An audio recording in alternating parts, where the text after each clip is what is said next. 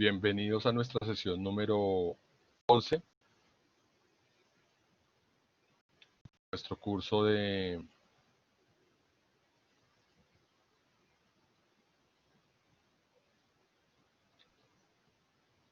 procesos y modelos gerenciales. ¿Listo? Para el día de hoy, nuestra agenda nos lleva a los modelos basados en las personas y en la segunda parte de la clase vamos a desarrollar el parcial. ¿Listo?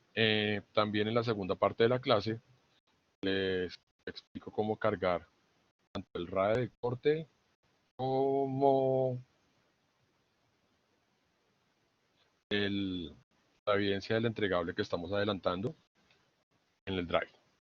Eh,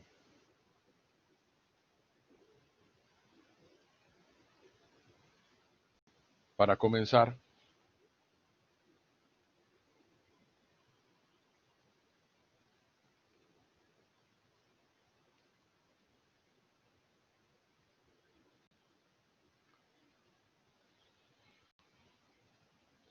¿me puede contar cuál es la diferencia entre el capital humano de una empresa y el capital estructural?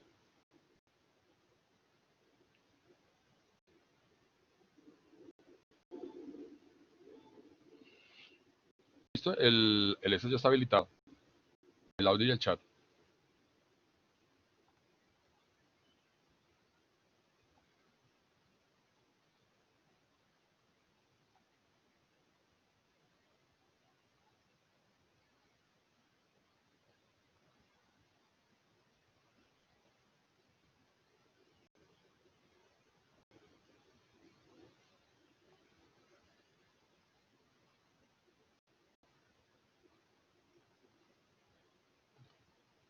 ¿Nadie?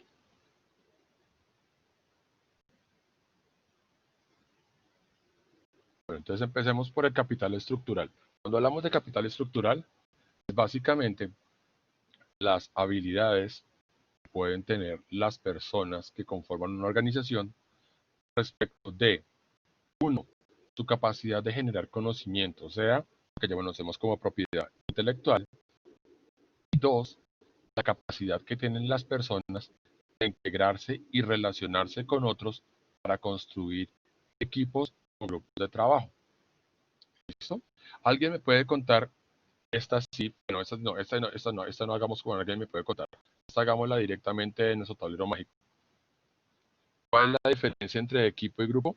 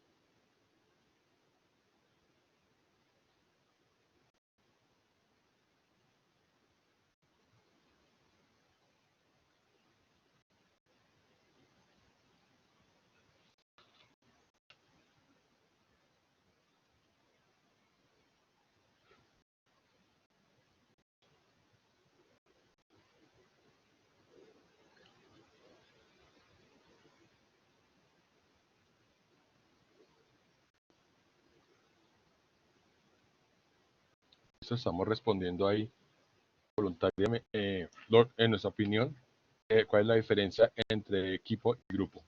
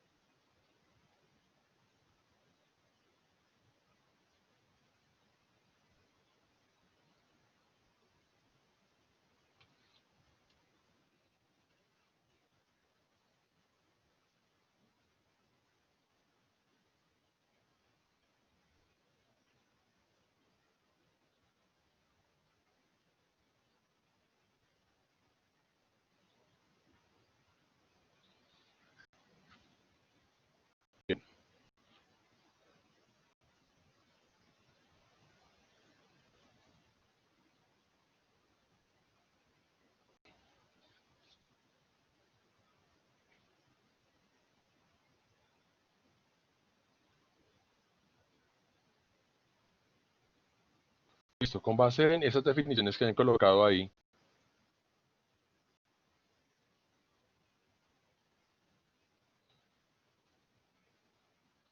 hablamos de el pelotón de ciclistas en una carrera. ¿Eso es un grupo o es un equipo? Eso es un grupo. Grupo, profe. ¿Por qué dices eso?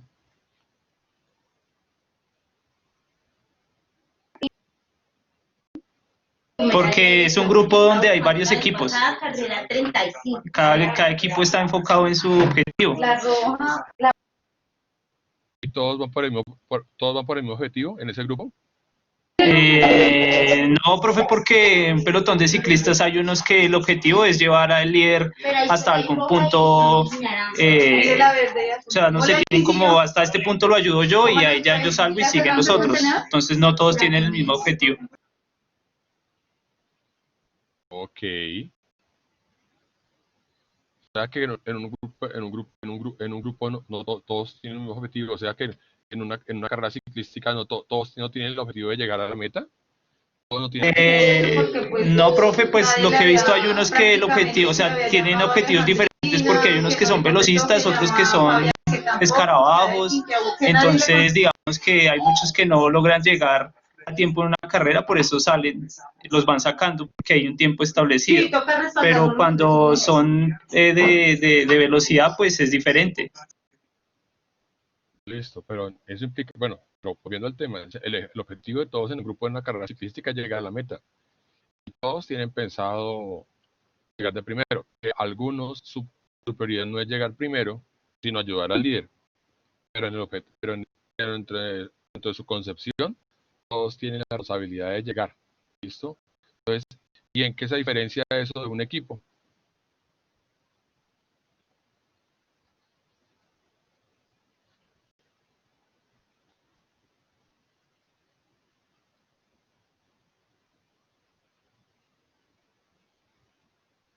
¿Ah?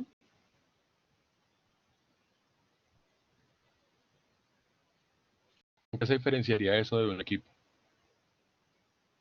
Pues, profe, en este caso digamos, de los ciclistas, pues el equipo sí está enfocado en llevar a su líder de primeras, ¿no?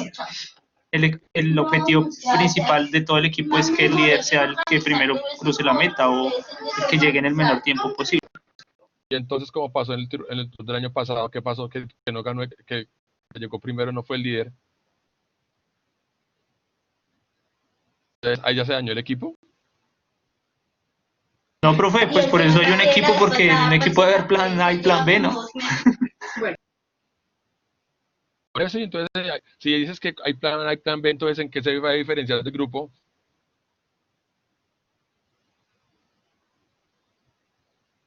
Pues porque en una carrera esas mi equipo son 10 y a mí no me importa el resto, no sé, ¿no? Son cientos y mi equipo solo son 10, pues yo me preocupo por mis 10 del equipo. ¿Listo? Pues, ojo, cuando estamos hablando de equipos y estamos hablando de grupos, en ambos casos, aquí los que han colocado ahí que es un conjunto de personas, eso aplica para los dos. Que van por un resultado, eso aplica para los dos. Que hay un líder, eso aplica para los dos.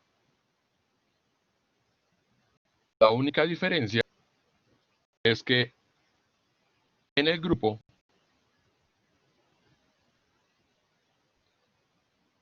solamente interesan los resultados individuales, mientras que en el equipo es el resultado de todo el conjunto lo que va a primar o va a responsabilizar. Ejemplo, si estuviéramos hablando de los CIPAS, tenemos para hacer el RAE, cuando uno solo hace el RAE y los demás, bueno, yo le doy para la cerveza, yo le doy para las fotocopias, yo le pago el internet, yo lo invito a rumbear, el resto, y uno solo hace el trabajo, ahí qué están haciendo, un equipo o están haciendo un grupo.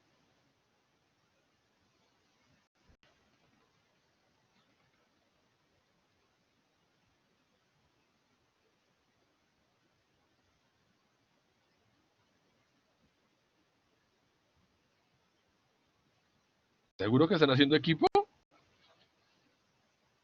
Entonces pónganse de acuerdo, equipo o grupo. Entonces eso tocó llevarlo al tablero de las decisiones. Me dejara activar este tablero de las decisiones.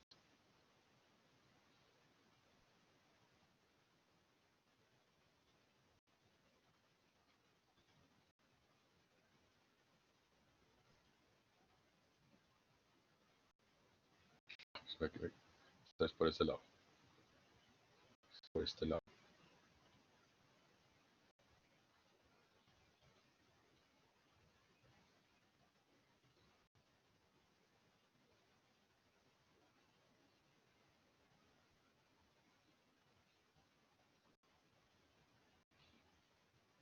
Listo, contestamos la encuesta.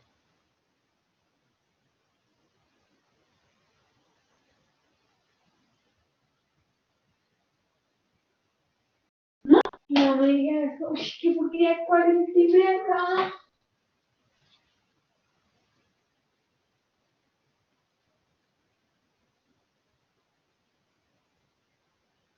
Ay, no, Sofía, así no vale.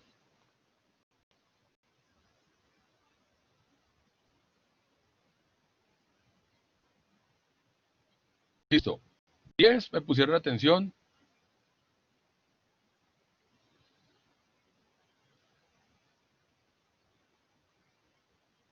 Pero ya subimos a 15, 17. Sí, profe, es que la señal está muy mala, profe. Pero estoy verificando, yo estoy en mis rayitas, en mis 4 rayitas verdes. Por ejemplo, a mí ahorita no me dejó contestar la pregunta y ya su merced ya la deshabilitó.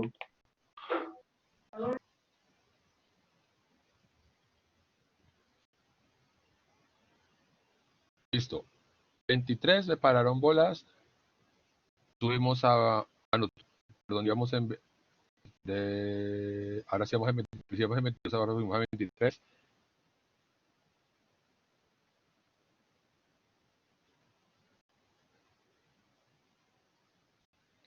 37, 35.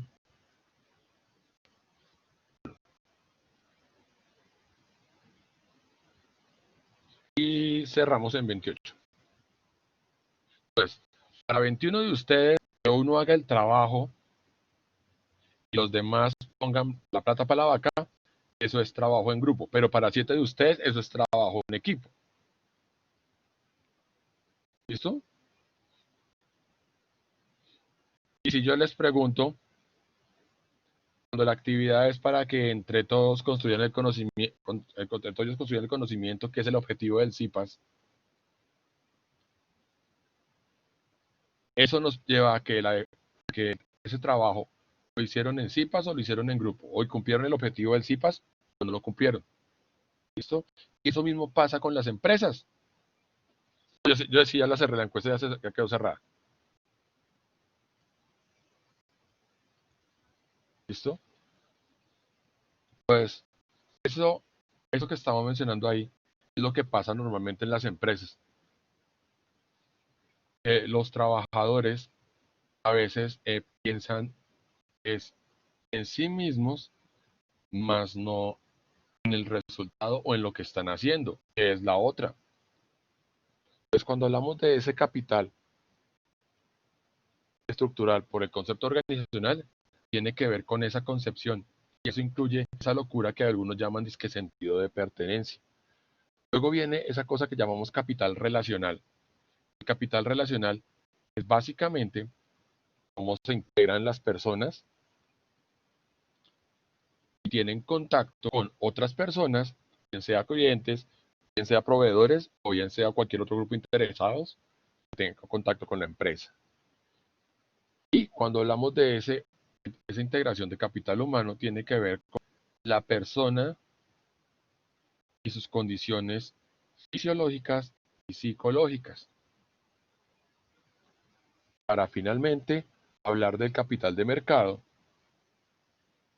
que es básicamente cómo nos vendemos, nos reconocemos, y eso incluiría ya otros 3 elementos, que son la administración de personal, el clima organizacional y la salud y la seguridad en el trabajo.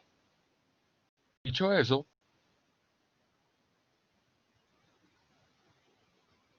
Cuando hablamos de una empresa, lo primero que tenemos que mirar es que todas las organizaciones que están basadas en la gestión humana tienen básicamente un enfoque. Es orientado hacia un producto o servicio siempre y cuando medie por medio el desempeño y el contacto con otros seres humanos. ¿Listo? Ese contacto con otros seres humanos implica crear retos. Uno de esos es la innovación, otro es la nueva forma de comunicación, ¿cierto? Otro, eh, la, digamos, diferenciación con el trato con otras organizaciones. También tiene que ver con el desarrollo de liderazgos. Bueno, que ustedes ya, todas las materias de la línea de administración, han hablado de liderazgo todo el tiempo, entonces aquí repetirlo es redundante. También vamos a tener que hablar de la talentometría, es decir, las mediciones de la gestión humana y por último de la responsabilidad social empresarial. Para poder mirar ese enfoque hacia producto o servicio, tenemos que volver a tomar nuestro eterno mapa de procesos, ¿cierto? Y ya viene con rayitas predefinidas, porque todas las rayitas apuntan a ese B/S. ¿Qué pasa ahí?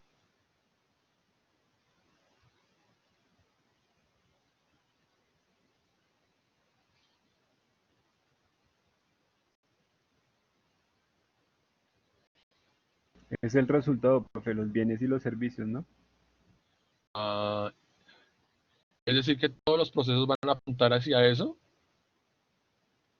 Ese es el fin, la meta. Ah, y tiene que ver algo en las organizaciones basadas en la gestión humana. Profe, ¿cómo se gestiona el capital intelectual? Listo, entonces, eso involucra ese tipo de relaciones, pero también va a involucrar cómo es ese recurso o esa capacidad humana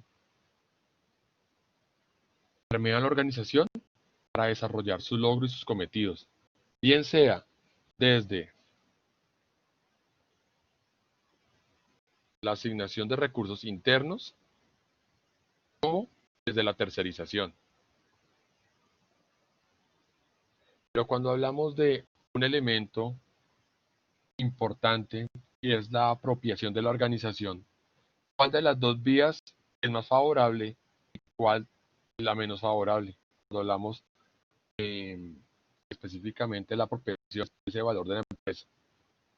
Esta o esta.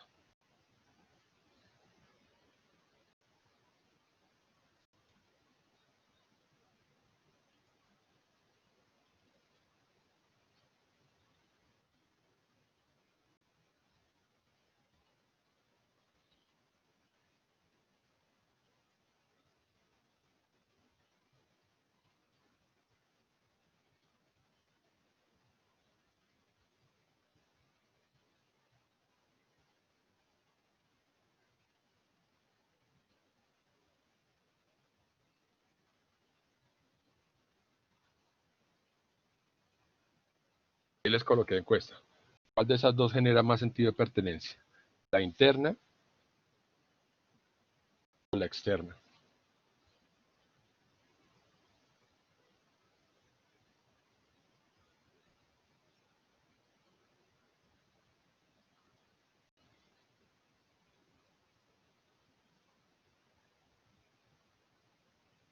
Eso parece un partido millonario de Santa Fe. De goleada.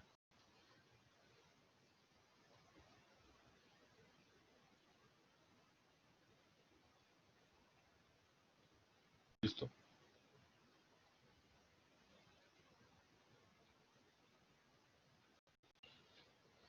Para 27 dicen que es interna. Que lo interno es lo que genera más sentido de pertenencia. 4 es lo externo. Alguno de esos cuatro que me cuente por qué dicen que lo externo genera más sentido de pertenencia que lo interno.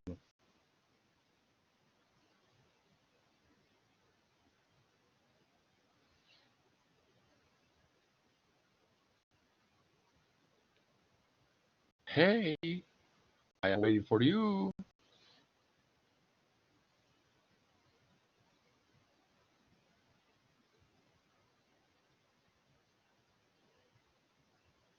I am waiting.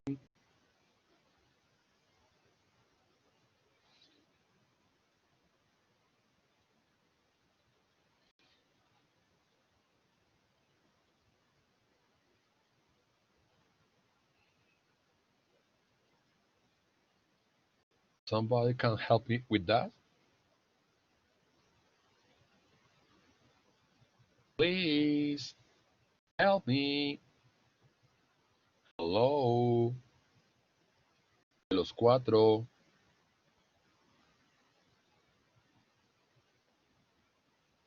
¿Nadie?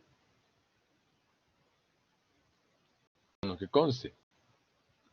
Pues cuando estamos hablando de ese elemento relacionado con el sentido de pertenencia, tiene que ver con la apropiación o el reconocimiento hacia la organización en la que los individuos están laborando.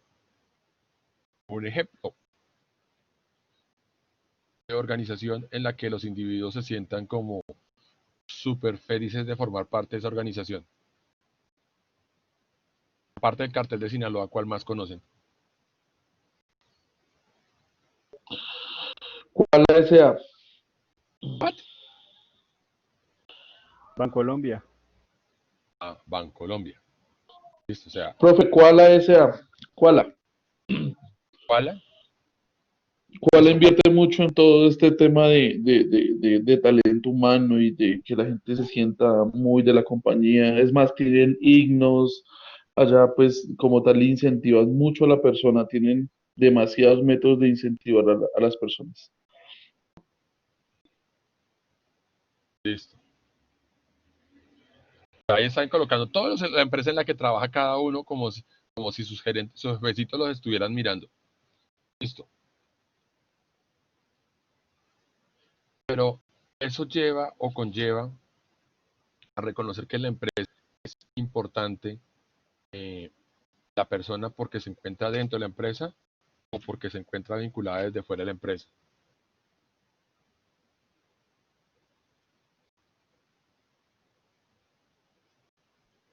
Y lo digo esto porque, por ejemplo, quienes trabajan en un call center normalmente están defendiendo a una tercera empresa con la que no tienen ningún tipo de contacto. ¿Listo? Y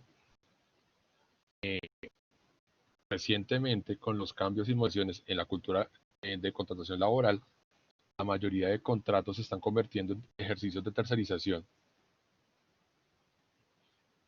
Y aún así las personas tienen o desarrollan ese sentido de pertenencia a la empresa, que ya no es el que se manejaba por allá en el siglo XX, en el que si yo tengo un puesto fijo, oh, me hago matar por la camiseta por la empresa. No, hoy día la responsabilidad, la lealtad de los trabajadores de la empresa ya depende de otro tipo de factores.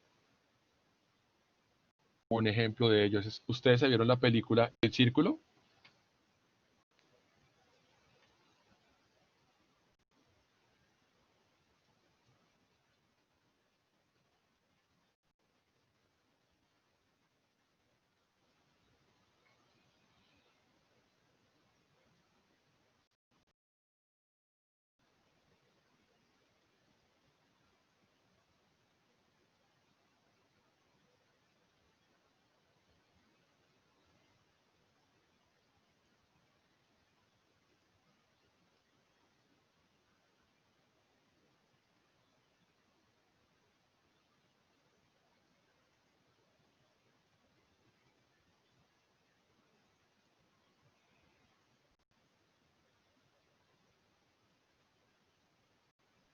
En esa película se habla de este elemento del sentido de pertenencia y se identifica que las empresas ya no buscan trabajadores propios, sino que desde afuera empiezan a generar esa cultura para convencer a las personas de que lo mejor que les puede pasar es estar dentro de eso.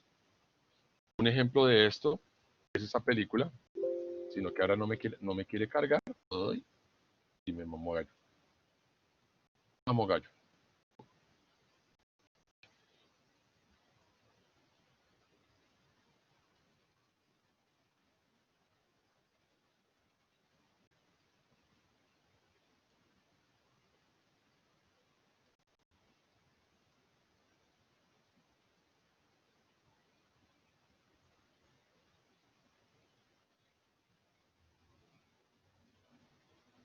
¿Listo? En esa película se evidencia cómo la empresa empieza a generar ese sentido de pertenencia, no solo en las personas que trabajan dentro de ella, sino en las personas que se encuentran alrededor de ella. Y eso se hace utilizando esos modelos de la gestión y la conducta humana.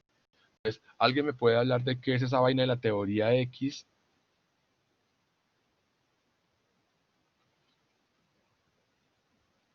La gestión humana. ¿No se acuerdan de ella?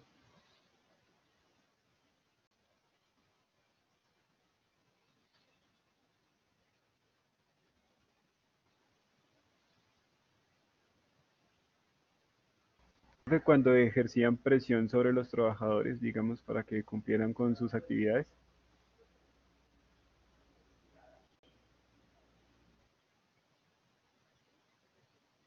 Ahí se las coloco de Wikipedia. ¿Listo? Pues cuando hablamos de esa teoría X,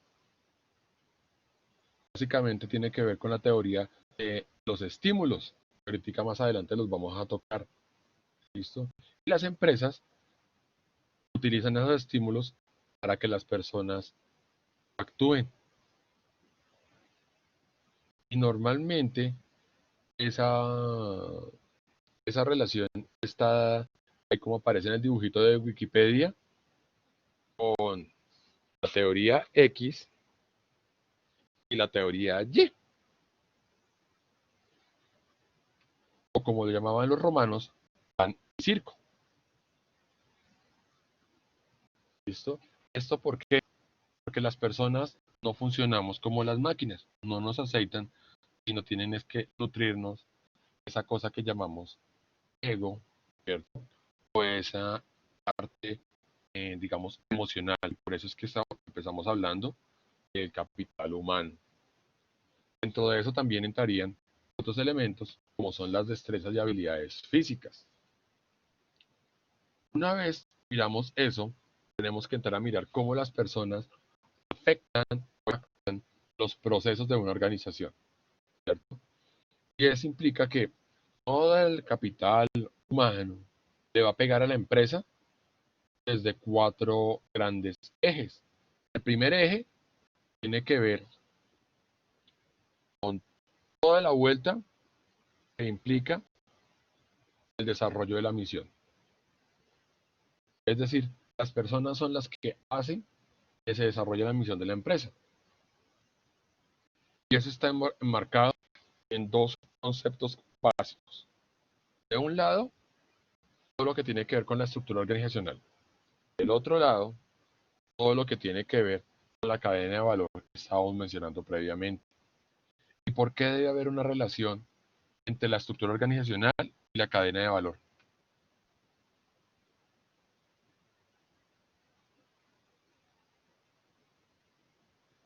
Hello.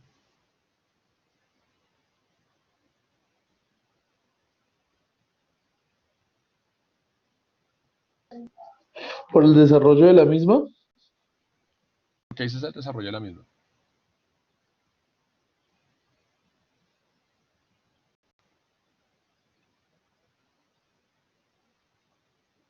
¿Por qué lo dice?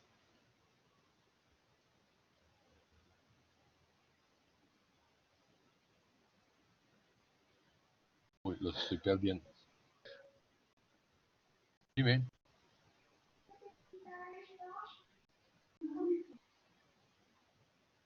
Bueno, me hicieron celular flotante. Cuando hablamos de ese desarrollo de la misión, ¿es por qué? Porque las personas, tal cual como se encuentran organizadas funcionalmente, son las responsables de estructurar y operar los procesos, o viceversa, que las personas que ejecutan procesos se encuentran dentro de una estructura funcional de la organización.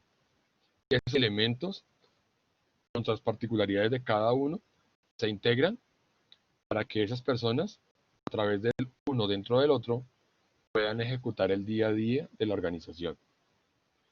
El siguiente eje es completamente antagónico, porque no es dentro de la organización, sino más que todo algo que se desarrolla fuera de ella. Por un lado, el concepto de I más D más I, o sea, investigación, desarrollo e innovación.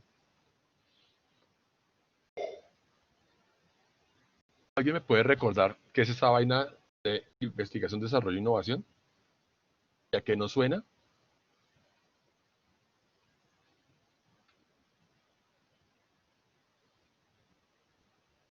Profe, pues es como la parte de las empresas que busca mejorar los productos según la necesidad de los clientes, como hacerles innovaciones o que tengan un plus en frente a la competencia. Listo. ¿Cierto? Es básicamente la creación de valor de la empresa hacia el exterior. Y por el otro lado, pues obviamente está el cliente. Es la razón de ser de la empresa. Es lo que sale a pescar para obtener sus recursos. Integrando esos ejes horizontales, tenemos un par de ejes verticales. El primero es la relación que hay entre la cadena de valor y investigación y desarrollo. Es decir, cómo la empresa hace mejora continua o desarrolla el ciclo de mejora continua para irse adaptando a los constantes cambios que el entorno les ofrece y les brinda. Por el otro lado, está esa relación entre la estructura funcional y los clientes. Entonces, ese ejercicio que Albright propone establece que solamente las personas como se encuentran organizadas, digamos jerárquicamente o funcionalmente, van a permitir que el cliente tenga una mejor o menor satisfacción. Un ejemplo de ello.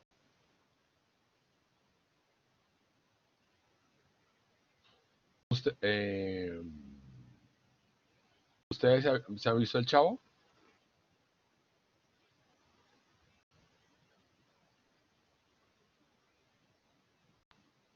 El ejemplo de eso está, cuando hablamos del Chavo, en esa relación de poder que se da dentro del salón de clase entre el maestro Longaniza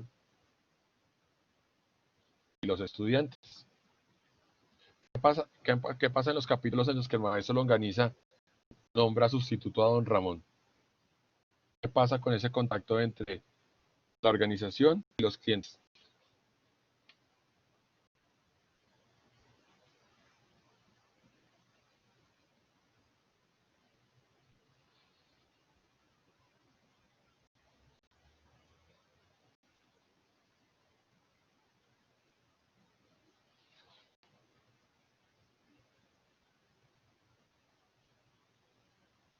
¿Aló? ¿Qué pasaría? Bueno, alguien por allá acá en el chat.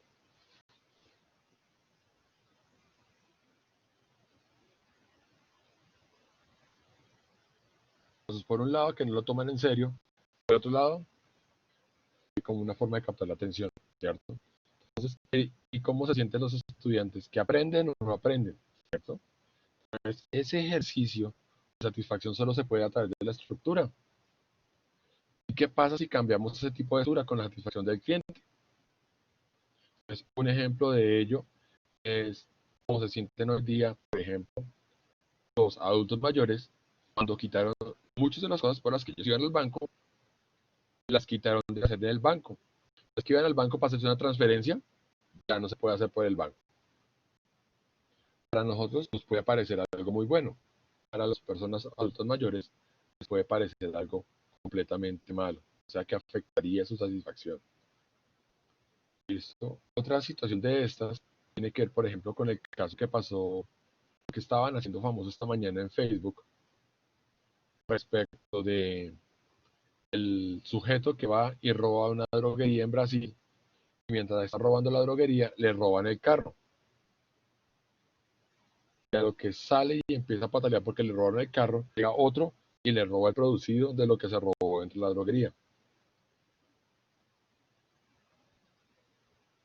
Esa estructura, que no tiene ningún tipo de relación, ¿va a hacer sentir bien al pobre atracador o lo va a hacer sentir miserable?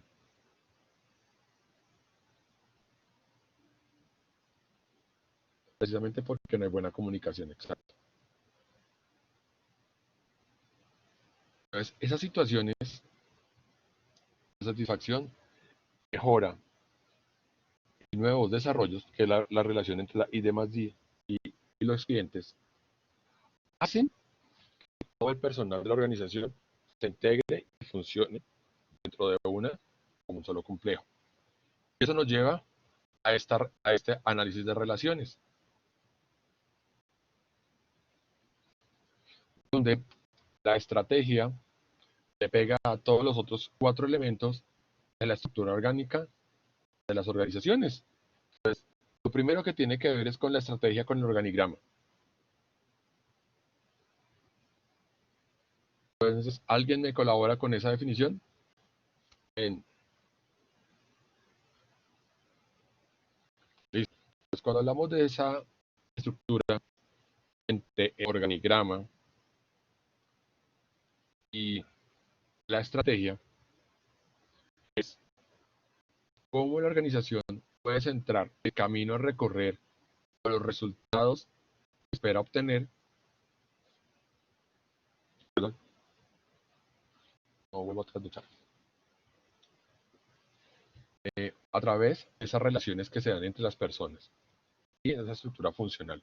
Es decir, los objetivos terminan desarrollándose y cumpliéndose por algunas áreas de la empresa. Pero eso también va a tener que ver con los procesos. Es decir, que la estrategia, aparte de impactar la parte funcional, también va a impactar los procesos. Es decir, va a impactar el día a día de la organización. Y vienen dos elementos crueles. Por un lado, la motivación personal y por el otro lado, las recompensas.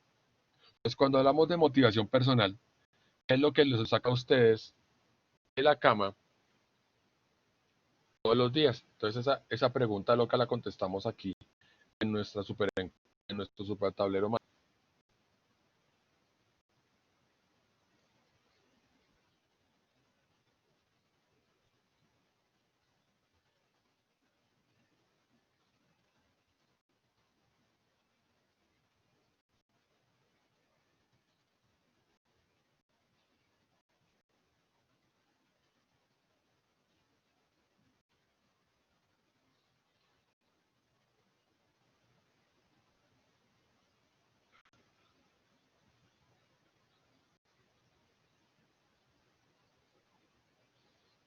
Voy a quitar la cámara para efectos de que no consuma ancho de banda.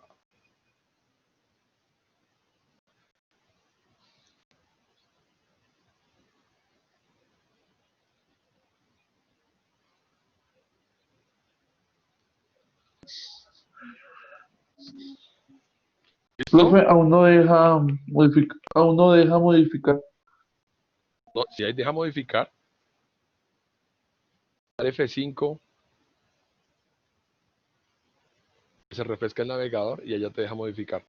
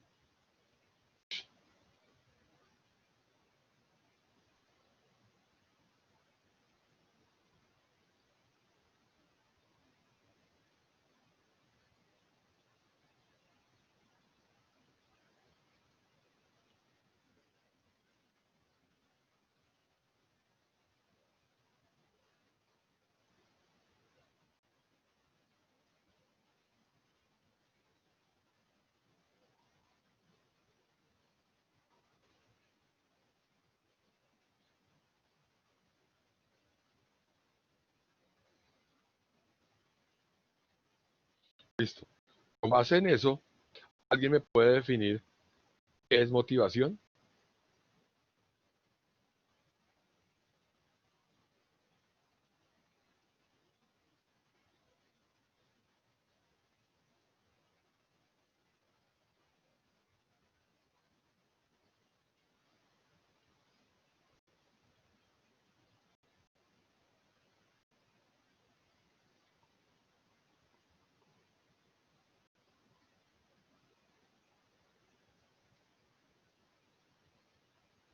Porque Wikipedia nos dice que motivación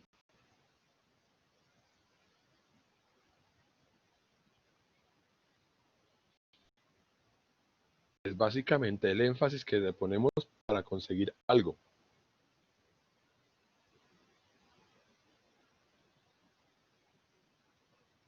Pues, si estamos hablando de ese elemento como motivación, cuando hablamos de qué es lo que nos levanta, perdón, eso no es el asunto este. Cuando hablamos de motivación, es eso que nos mueve a hacer las cosas que hacemos.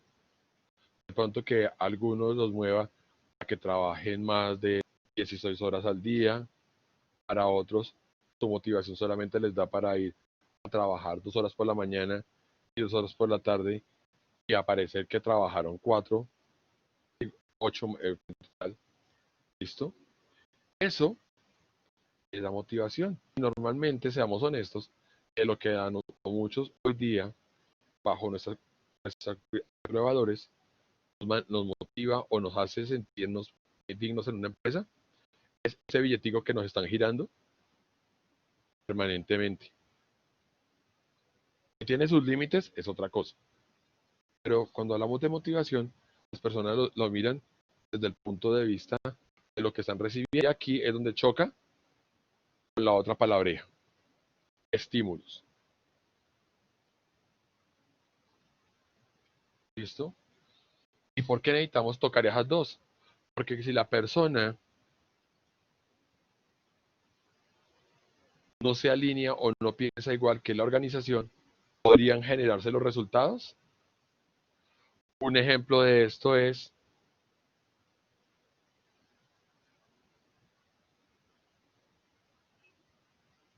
los jueces. ¿Listo? Ellos se levantan todos los días con el ánimo y el propósito de que van a impartir justicia y van a hacer de Colombia un país mejor. ¿Listo? Y cuando van camino al juzgado, se encuentran con Bellart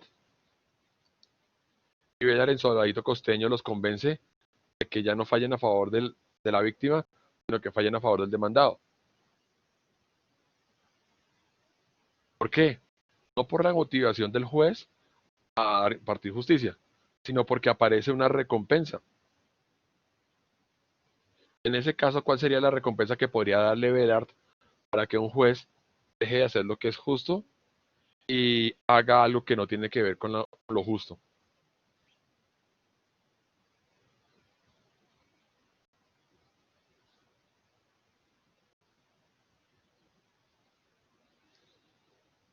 ¿Qué sería eso?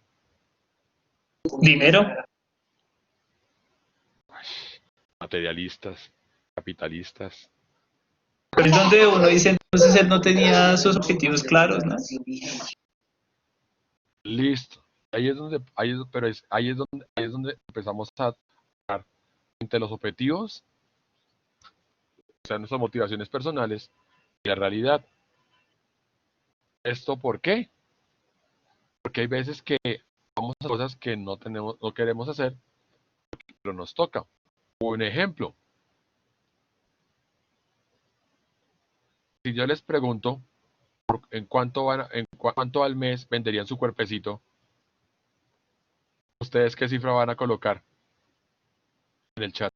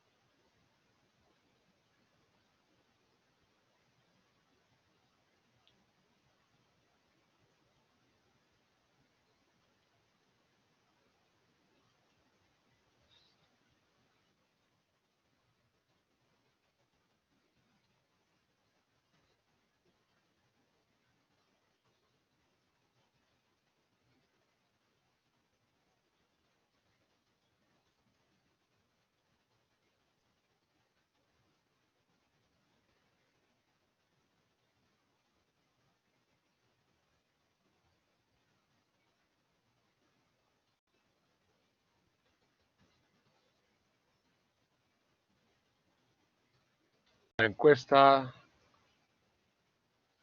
para responder esa pregunta.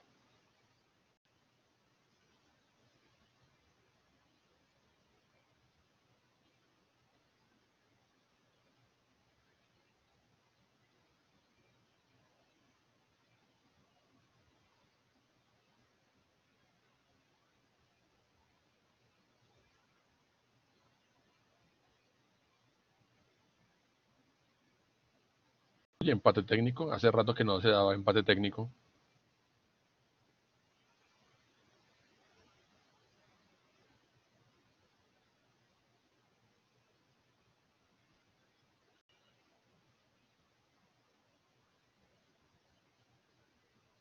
Muy preciso, 15 contestaron, 15 no contestaron, 15 contestaron sí, 15 contestaron no y 15 no habían contestado. Ahora se cambió, uno se cambió de bando. ¿Listo? Bueno, aquí para la encuesta, con el no ganando, 17-15. Alguien del sí, por favor, dígame por qué estaría, por qué sí considera ese ejercicio de vender o alquilar su cuerpo semanalmente. Hago la observación de que, Porque, ¿bien?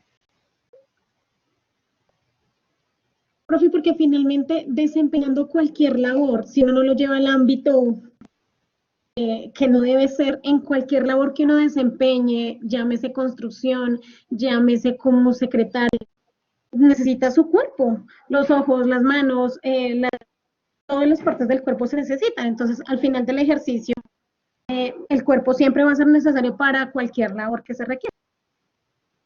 Exacto. Todos los que trabajamos estamos Sí. vendiendo, alquilando nuestro cuerpo.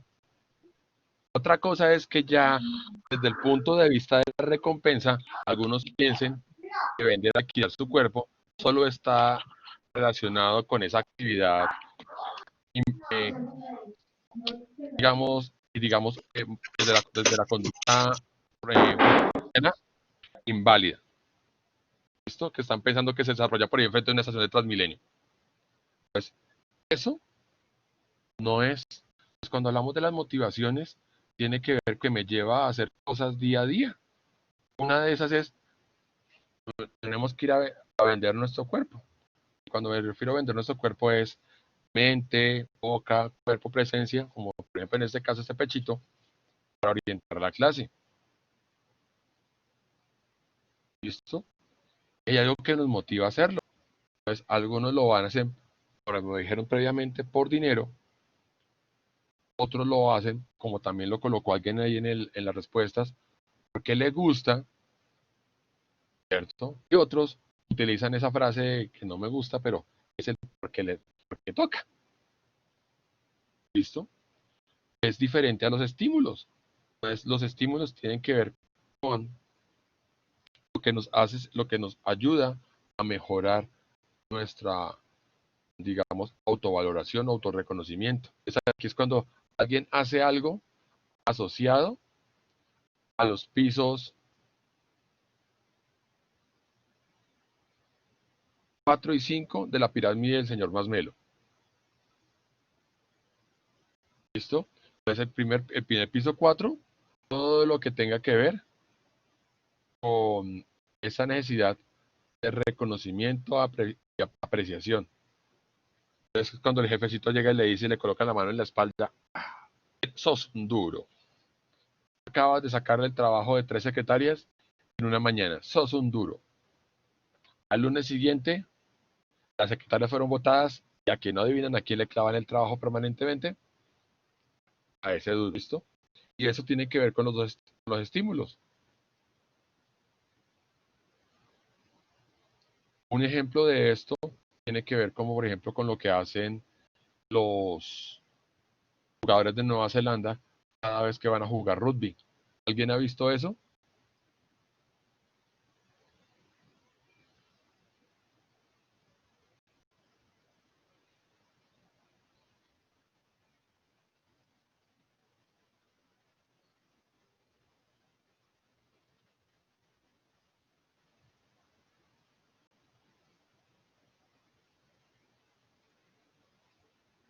que básicamente es algo parecido a esto. Profe, es lo de los cantos estos que son intimidantes. Exactamente. Cuando hablamos de situación, es eso. Entonces, esperas un momentico, hacemos una maldad acá.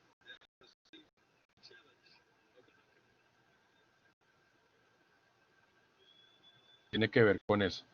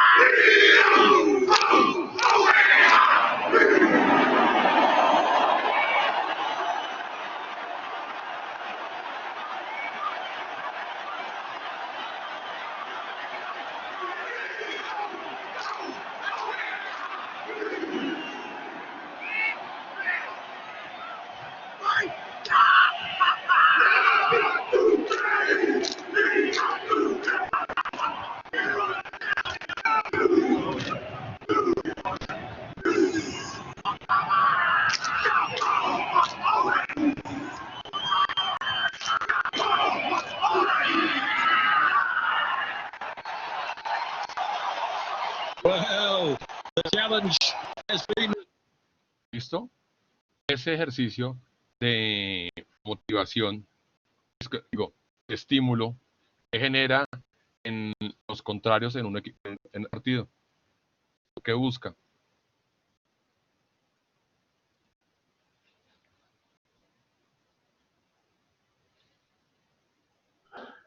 Demostrar que ellos son más fuertes. ¿Oh?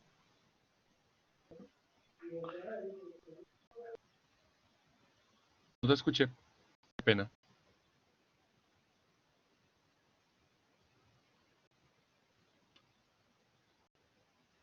¿Sueño? ¿Alguien colocó ahí qué sueño?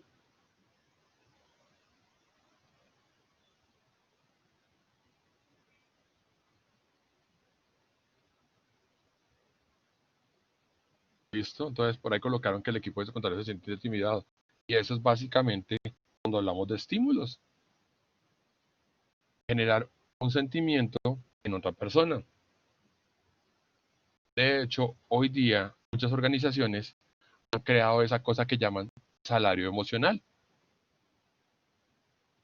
con la cual digamos que tratan de compensar a las personas no en dinero, sino con, uy, te ves muy bien, eres un duro, eres un dios, eres un sol, sigue haciéndolo así.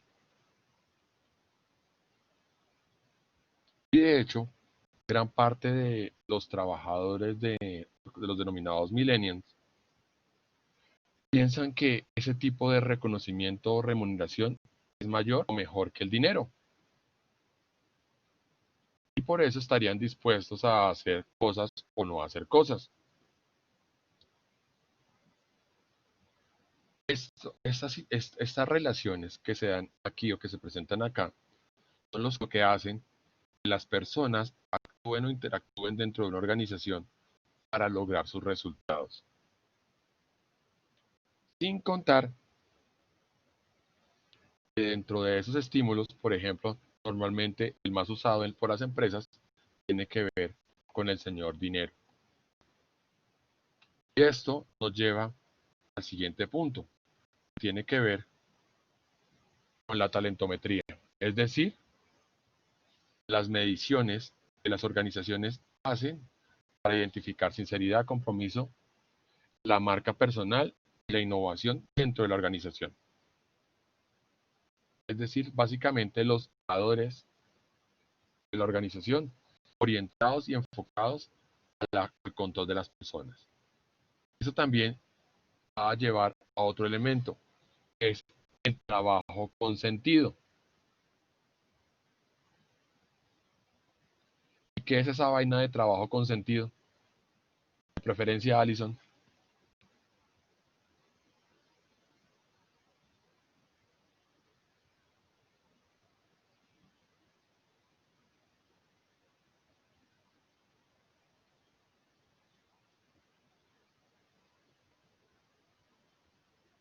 Bueno, se durmió. Karen,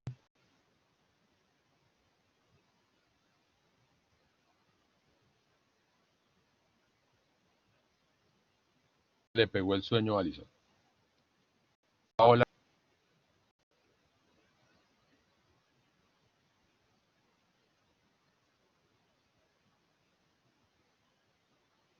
también se quedó dormida. ¿Listo? Entonces, cuando hablamos de trabajo consentido, implica que los trabajadores o los integrantes de la organización entiendan y comprendan el por qué hacen cada una de sus actividades y qué impacto o qué significado tiene eso en el desarrollo o en el logro del resultado dentro de la organización. Un ejemplo de esto es pasa, por ejemplo, en las cadenas de comidas rápidas. Cada trabajador entiende la importancia de su puesto desde que tiene la simple responsabilidad de coger y voltear el pan sobre una sartén, o el que tiene la responsabilidad de coger un pedazo de carne y meterlo entre dos panes. Cada uno sabe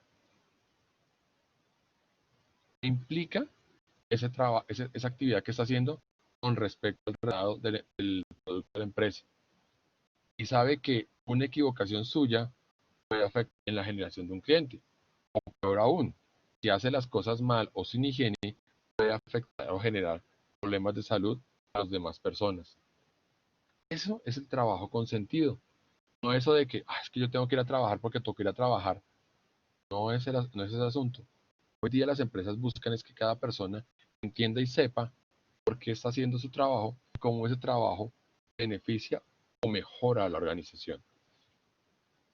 Eso también implica otro elemento, y es el sistema de la responsabilidad social en las empresas. Y eso establece también, por un lado, los componentes de la RCE hacia los grupos externos e internos de la organización, y el otro tiene que ver con el sistema de salud y seguridad de trabajo, que es el complemento para garantizar que todos los que laboran dentro de la empresa no se enfermen o sufran accidentes durante su jornada laboral. Bien, ¿hasta aquí dudas?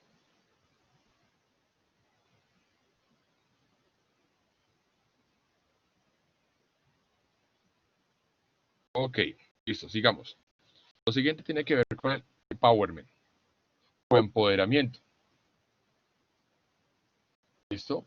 Pues cuando hablamos de ese empowerment o empoderamiento, es básicamente cuando las empresas le entregan o le delegan al trabajador, ni siquiera le delegan, le asignan al trabajador una responsabilidad dentro del proceso operativo. ¿Listo? Dentro del proceso operativo. Y esa responsabilidad dentro del proceso operativo, ¿a qué apunta?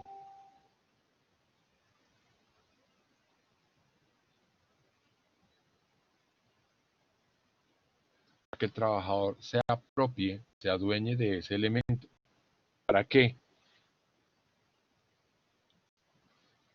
Para que a través de capacitaciones, a través de capacitaciones y documentos, él entienda que ese puesto o esa acción que está desarrollando es importante para el logro de los resultados de la empresa. Pero ese logro no se puede dar si la empresa no le está diciendo permanentemente, ya hicimos una capacitación, demostramos cuáles eran las ventajas, cuáles son los riesgos, y mira, nos pusimos a revisar y lo que estás haciendo, pues puedes mejorar por esto y esta otra forma. ¿Listo? Parte de ese ejercicio de empowerment lo vemos casi todos los 2 meses cuando vamos a un banco, que normalmente de pronto encontramos a uno o dos chicos parados ahí como un autómata delante del cajero, que de un momento a otro llegan y le dicen, siéntese, llégalo usted, porque le dieron la capacitación y tienen a alguien que le está diciendo, venga, usted le está embarrando en esto o le está embarrando en esta otra cosa. Esa es la famosa retroalimentación. Pero esa retroalimentación para el modelo no puede funcionar si no se incluye un componente importante, el componente de confianza. ¿Qué pasa si yo trato de empoderar a alguien y todo el tiempo estoy encima de la persona? Así no se hace, así no se hace, así no se hace. Ahí lo estoy empoderando o lo estoy supervigilando.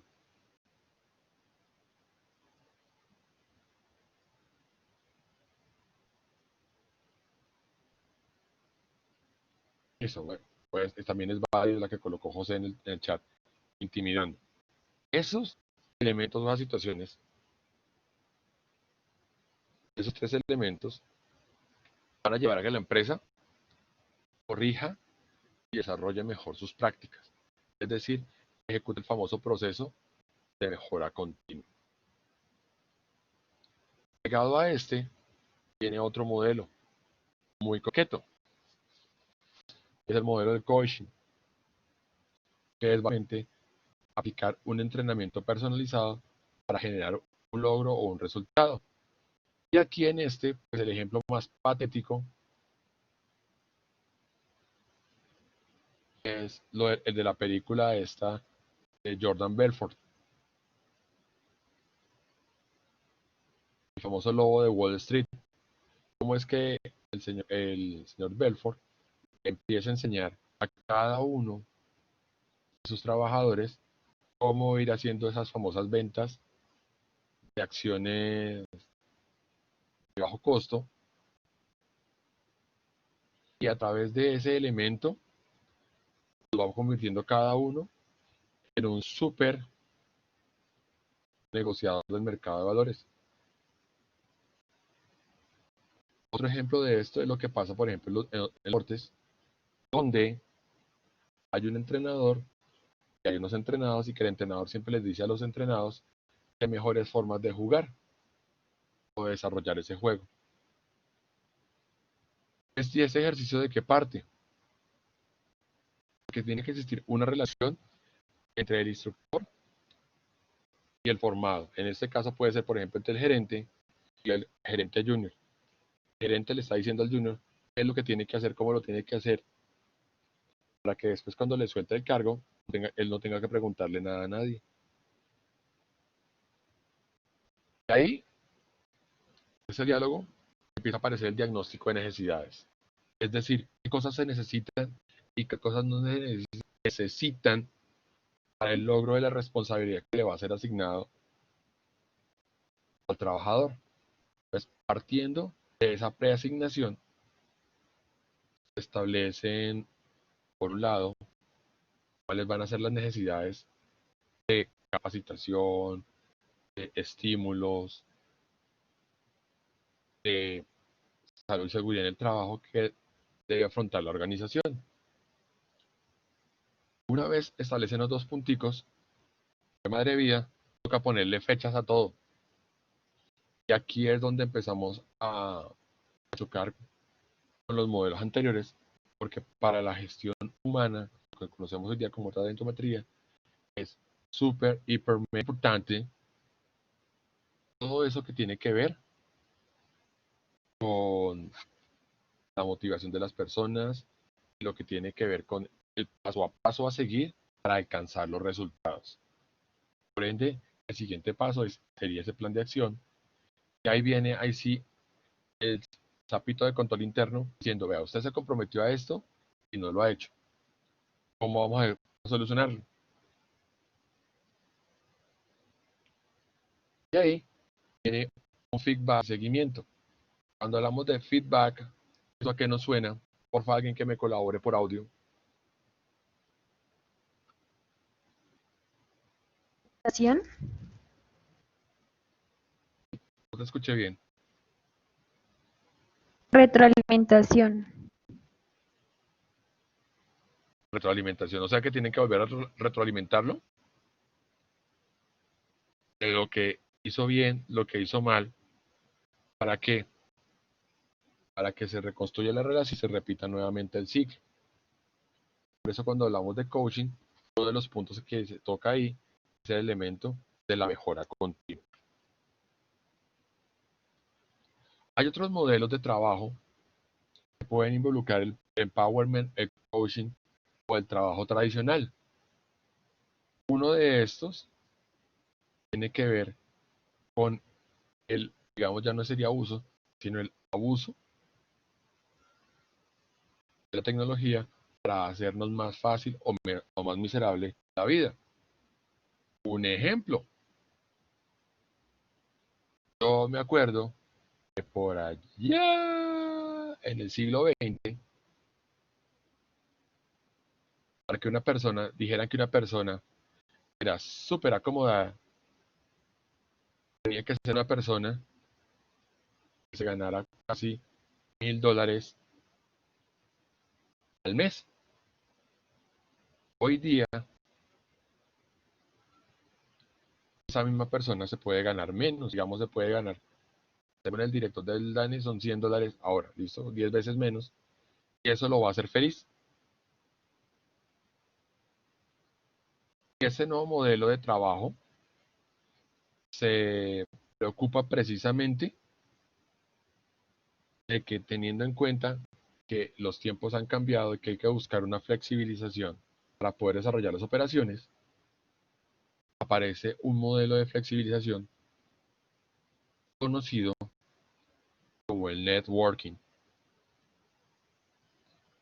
Cuando hablamos de networking, estamos hablando nada más y nada menos de la posibilidad de contactarme con una, dos, tres o cuatro o cinco personas para conseguir o construir un resultado. Un ejemplo negativo de networking son aquellos estudiantes que montan grupos de WhatsApp única y exclusivamente para compartirse las respuestas de los parciales. Ese sería un buen ejemplo del networking.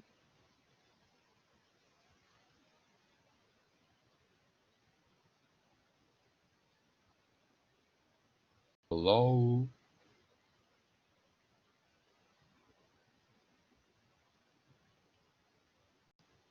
Hello. Tierra llamando a todo el mundo. Sí, profe, es una mala práctica que sería ahí. ¿Listo? Entonces, ese ejercicio, en la práctica todo el mundo diría que eso es networking, pero no lo están haciendo. No es networking, ¿por qué? Porque no hay ninguna red, solo están construyendo contactos.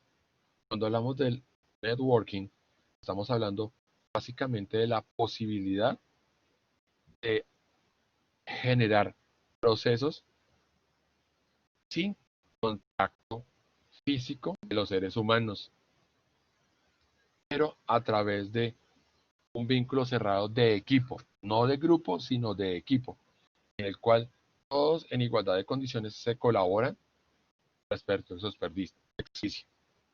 Porque la otra es el coworking, que es cuando básicamente se ponen a uno o dos personas a coexistir en un ambiente rutinario para que hagamos o resolvamos esa rutina dentro de un plazo establecido. Esas son las diferencias entre coworking y networking. De paso se ha dicho, es algo que es una de las habilidades que se requieren hoy día para enfrentarse o desarrollar algún cargo en cualquier organización empresarial. Listo. Ahora vamos a lo que nos faltaba el día de hoy.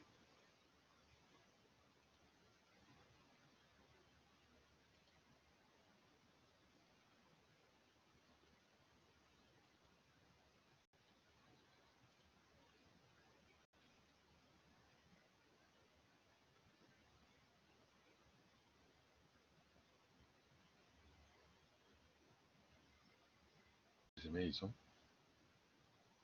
Perdí.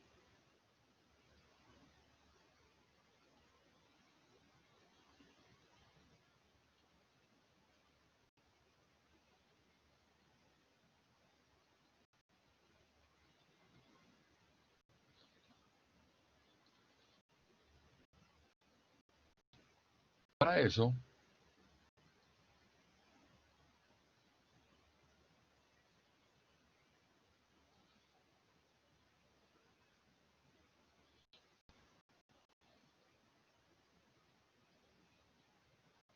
necesitamos la ayuda de esta hojita.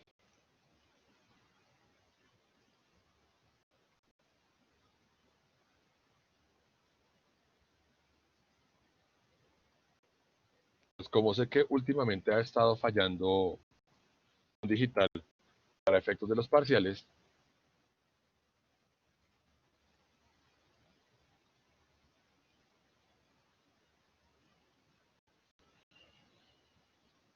en su correo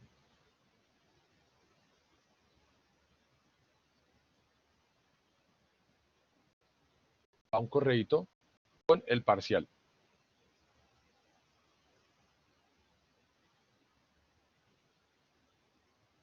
Listo, tenemos de aquí hasta las 8:10 para irlo respondiendo.